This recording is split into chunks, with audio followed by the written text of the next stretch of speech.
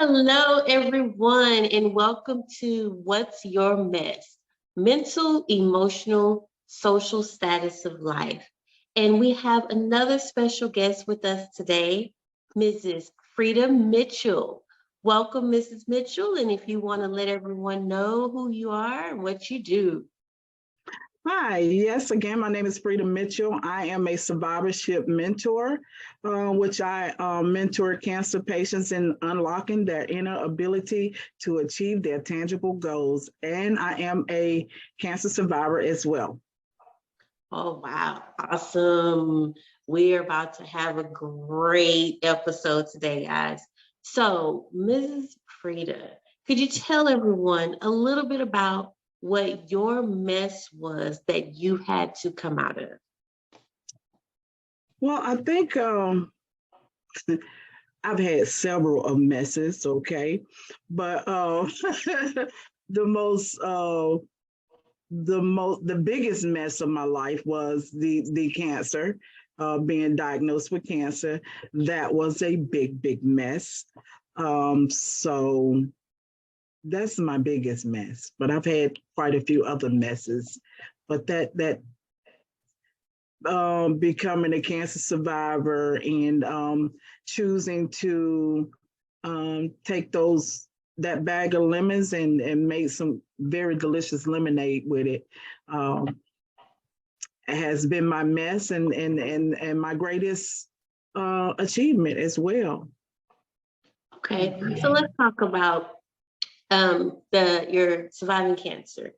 Could you tell everyone how did that affect you mentally, and what exactly, like, where was the cancer?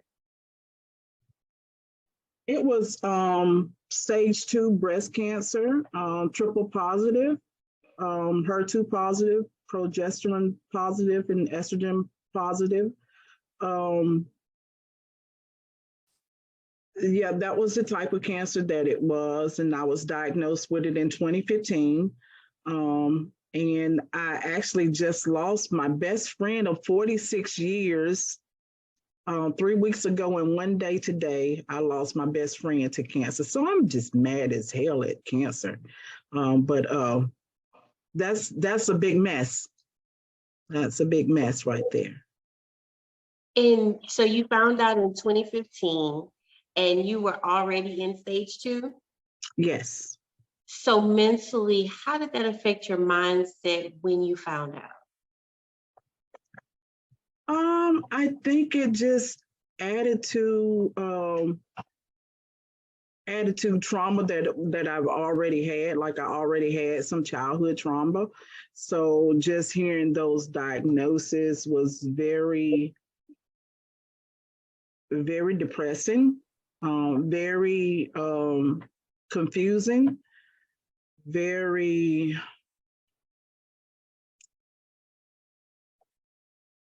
it just kind of felt like at the moment like a death sentence. But after, going through it, I figured out that just, technology has evolved so much, and in the medical industry have evolved so much that now when they say you have a cancer, that it's not necessarily a death sentence. So just trying to maneuver through the diagnosis and the treatment, which it took a little over a year out of my life of just, having the treatments. But it was the most blessed mess I've ever had. Okay. The most blessed mess, but in that moment, like you said, it was very depressing, and it added to all the other trauma that you've gone through in life. Emotionally, how were you feeling? How did you handle it emotionally at that moment? Um, I think because I'm a pretty positive person, anyway, that I just chose to look at it from the positive, perspective. But I certainly was very shaken, by the diagnosis, very shaken, scared, I was afraid. I was nervous. I didn't know, what to expect. I didn't know how it was going to end. Um, so yeah, it was very scary. I would say it was very scary and just very confused. It was a very confused time of my life, very scary time of my life, and a very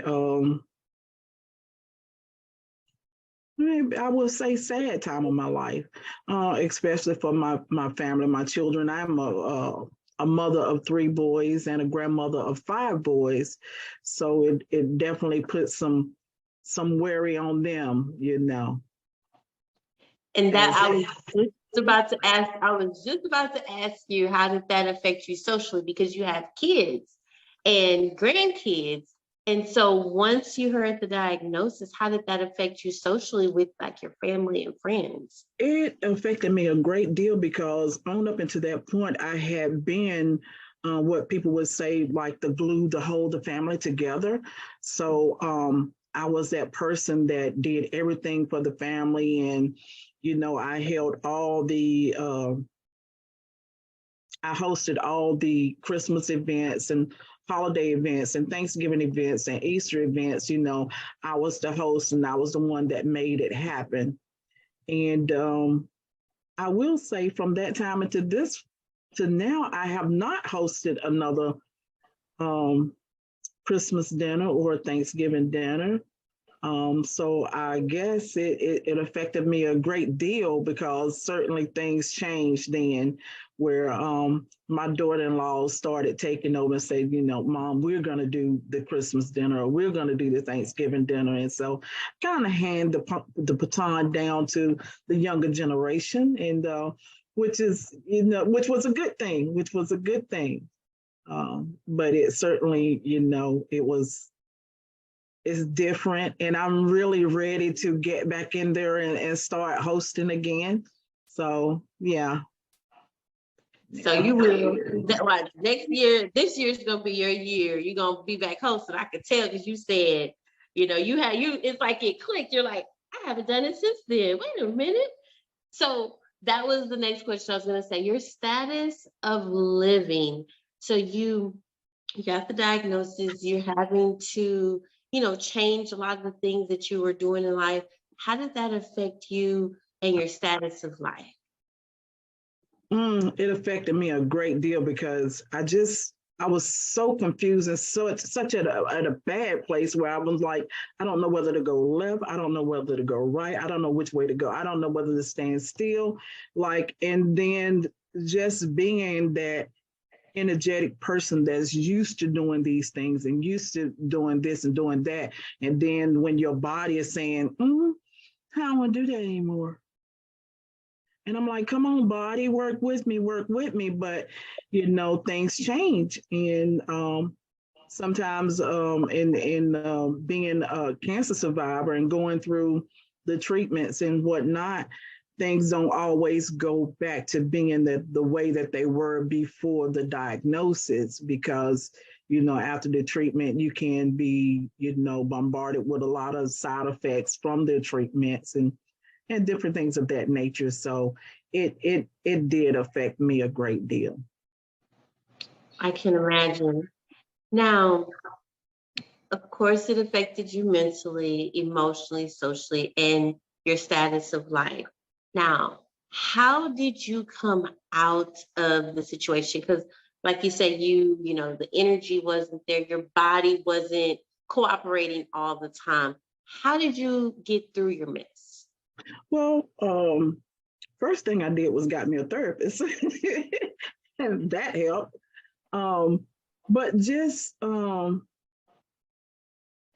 being open to new ways of being, and just looking into like what are my options and what is it. Okay, maybe I can't do the things that I used to do, but what is it that I can do differently now that I've never done before, right?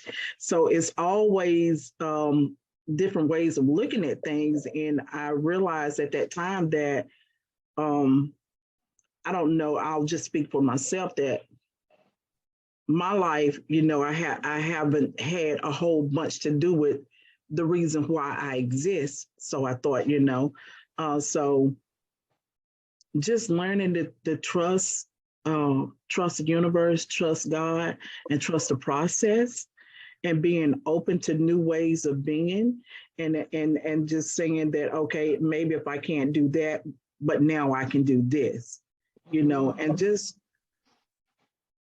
redirecting myself and redirecting my life in a better way, in a way that serves me better. That's good. Redirecting yourself and redirecting your life. That's awesome. I like that. Now, if there's someone out there listening that's actually going through the same situation or something similar, what advice would you give to the audience that may be going through the same thing? I would say therapists always help. Going to therapy always help. Always surround yourself with good, positive people. Being surrounded by positive people, positive energy will take you a long way.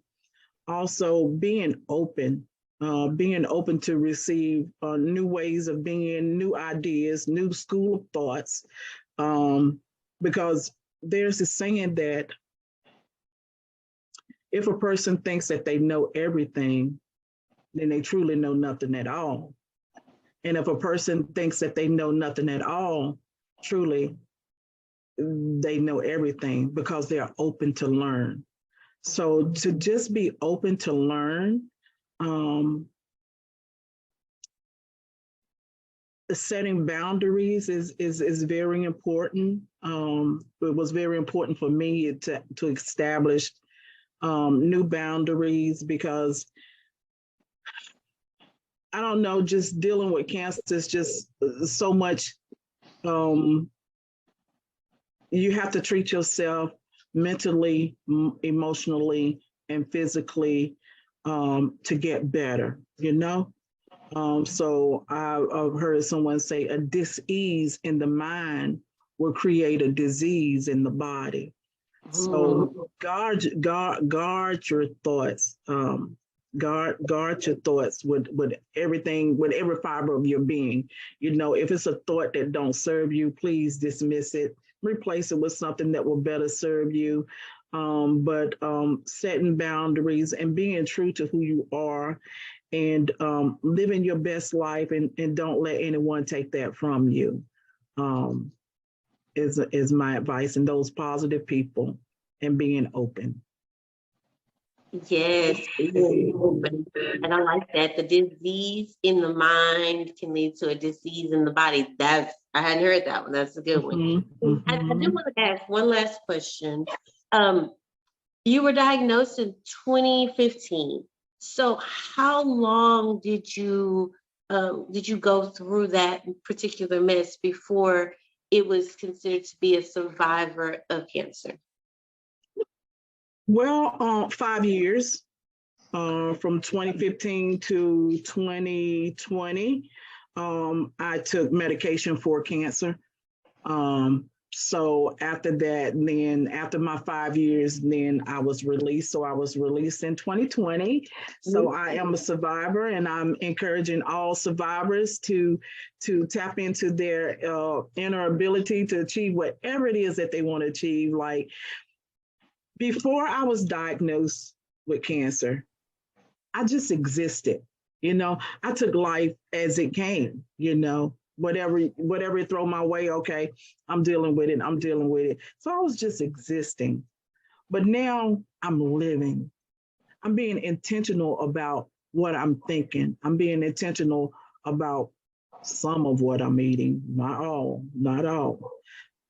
But I'm being intentional about my exercise, about my diet, about my mindset, most important. And now just addressing childhood traumas and triggers, and so I can just work my magic and just go through life, and just be in the flow of things, So yeah. Yes, yes. So if someone out there wanted to follow you, or is there anything that you have where people can come to you? Because I know you said you do mentorship. I do. I do. I work locally in my state at the cancer center, and I'm a coach, so I coach um, cancer patients. So survivorship mentor is what I do, and so I mentor cancer survivors and helping them, get.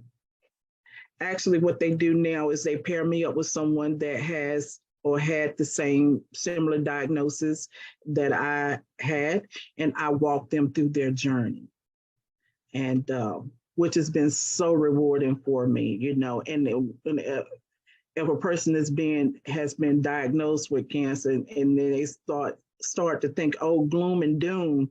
But then when you see somebody that's energetic, that's surviving, and say, hey, I got this, I beat this, you can too, it makes a world of a difference. It makes a world of a difference.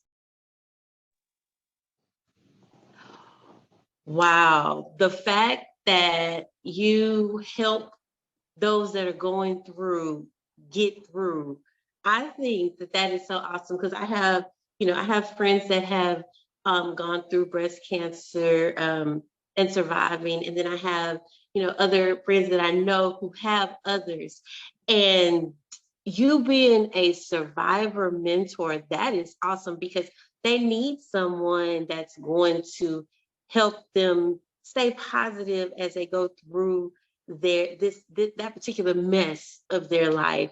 And the fact that you do that, I just thank you. That is much needed. And if there's anyone that is going through it, you have any social media that they may be able to follow or contact you at? Well, yes, you can follow me on Facebook under Freda Mitchell. I have a website, Hidden Treasure Within, and it's www.hiddentreasurewithin, just like it's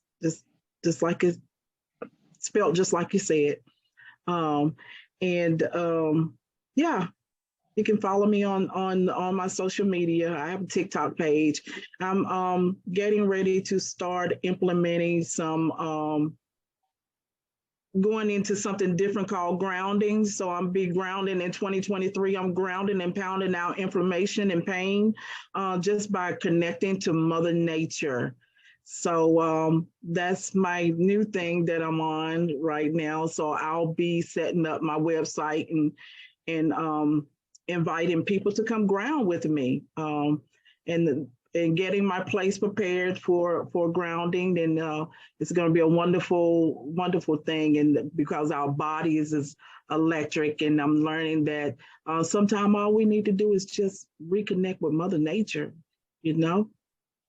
instead of popping all the pills. Like, we want to eat what's good for us, we want to drink what's good for us. Yeah, I've been buying high pH water and eating organic foods, and sometimes all I need to do is just touch the earth and let the earth touch me, and we become as one. And it's a wonderful thing, and it regulates your nervous system and thin your blood, and it's so many wonderful benefits in grounding. So that's what I'll be working on this year, and I'll be using myself as as a living sacrifice, put my put my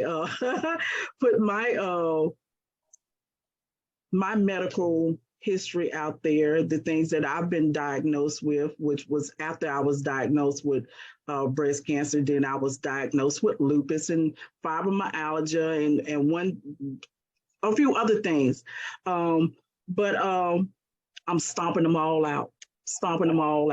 And when I stomp them out, then I'll show you how to do the same thing, so we can live a more healthier, productive life, and live in peace and harmony. And yeah. That sounds exciting. You said grounding and pounding. Yeah. Grounding and pounding I'm out ready for that. inflammation, Let me pain, and know. chronic sickness and diseases. Yes. Yes. Let me know. Sign me up. I'm ready. Let's ground and pound. I just like the way that sounds. Yes. And really, grounding is actually just walking on the earth barefooted. That's what grounding is. It's just walking on the earth barefooted, and it has so many health benefits to it that we would need. You can't begin to imagine how healthy it is to connect to the earth. Instead of putting the food in you from the earth, we just connect to the earth, and wonderful, wonderful benefits of it. So stay tuned for that. Yeah, that sounds like it. So, as we close, do you have any last words for the audience? My last words for the audience is just for this year for me. Um, I would just like to spread unconditional love, and I would like for it to be more infectious than COVID. So just loving each other unconditionally and loving our Mother Earth and respecting it. Unconditional love. Yes, we need that more. A We lot do. more. We do. Because they Well, say love conquers all, and so I'm ready. I'm here to conquer. I came to conquer. yes, and I like when you said more infectious than COVID. That's Yes, right, because COVID done been all over the world, right? So exactly. let's spread that love. Let's spread that love just like COVID. Yeah, great analogy. So, as we wrap up, I want to thank you so much for coming on. Thank you for your time. I much appreciate it. Appreciate you for sharing your story. And I know that your mess will be a message to someone else that is going through and facing the same situation. Thank you again. Thank you for having me. Thank you. It's been a pleasure. And as I like to leave you all every episode with these final words and this quote: if you want to stay sad, keep thinking about the past. If you want to be anxious and worried, think about the future. But if you want to be happy, think about the present and what you have today and be grateful for those things that you have. This is Tracy D. Armstrong with What's Your Mess?